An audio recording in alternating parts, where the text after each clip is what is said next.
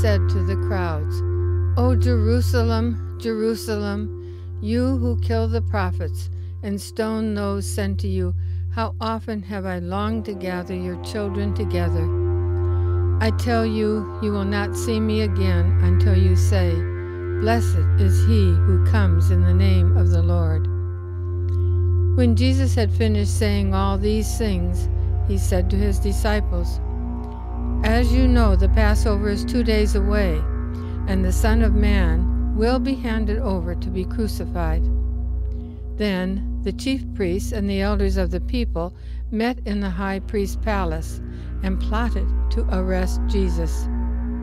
In the evening, Judas, with the chief priests and the temple guards, arrested Jesus and took him to the high priest. Early in the morning, all the chief priests and elders of the people came to the decision to put Jesus to death. They bound him and handed him over to Pilate, the governor. Now, it was a custom at the feast of the unleavened bread, or Passover, to release a prisoner whom the people requested. Pilate asked them, "Which one do you want me to release, Barabbas or Jesus, who is called Christ?" "Barabbas," they answered. "What shall I do then with Jesus, who is called Christ?" Pilate asked. They all answered, "Crucify him." Wanting to satisfy the crowd, Pilate released Barabbas to them. He had Jesus flogged and handed him over to be crucified. So the soldiers took charge of Jesus.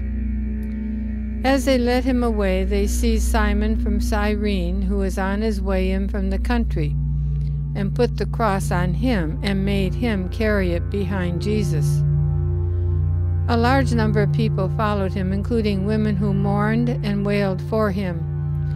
2 other men, both criminals, were also led out with him to be executed. They brought Jesus to the place called Golgotha, which means the place of the skull. There they offered him wine to drink mixed with gall, but after tasting it, he refused to drink it. It was the 3rd hour.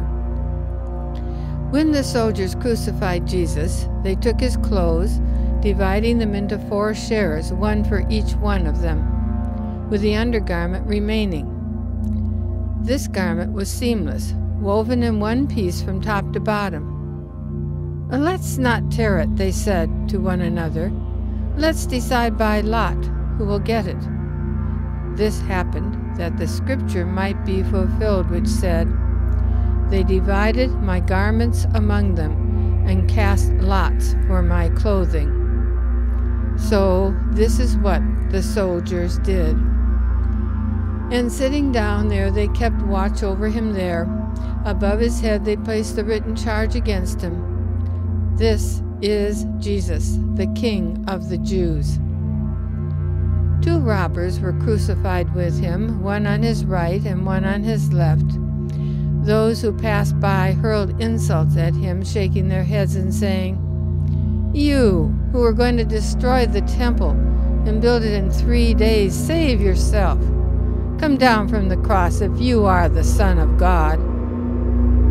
In the same way, the chief priests, the teachers of the law, and the elders mocked him. "He saved others," they said, "but he can't save himself. He's the King of Israel. Let him come down now from the cross, and we will believe in him." One of the criminals who hung there hurled insults at him. "Aren't you the Christ? Save yourself and us." But the other criminal rebuked him. "Don't you fear God," he said, "since you are under the same sentence? We are punished justly, for we are getting what our deeds deserve.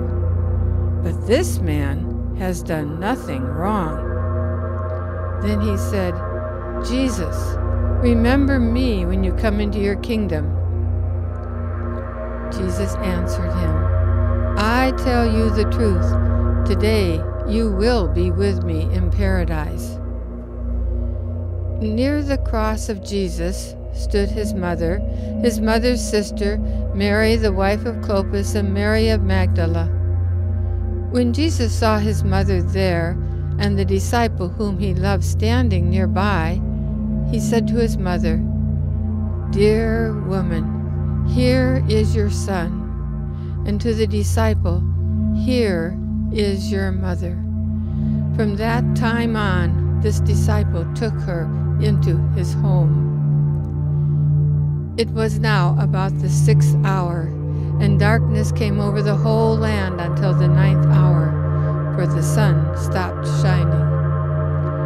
About the 9th hour, Jesus cried out in a loud voice, "Eloi, Eloi, lama sabachthani," which means, my God, why have you forsaken me?" When some of those standing there heard this, they said, "He's calling Elijah." Later, knowing that all was now completed, and so that the scripture would be fulfilled, Jesus said, "I am thirsty." When he had received the drink, Jesus called out with a loud voice, "Father, into your hands I commit my spirit. It is finished." With that, he bowed his head and gave up his spirit. At that moment, the curtain of the temple was torn in two from top to bottom. The earth shook and the rocks split. The tombs broke open. When all the people who had gathered to witness this sight saw what took place, they beat their breasts and went away. But all those who knew him, including the women who had followed him from Galilee, stood at a distance watching these things. When the centurion and those with him who were guarding Jesus saw the earthquake and all that had happened, they were terrified and exclaimed, "Surely he was the Son of God."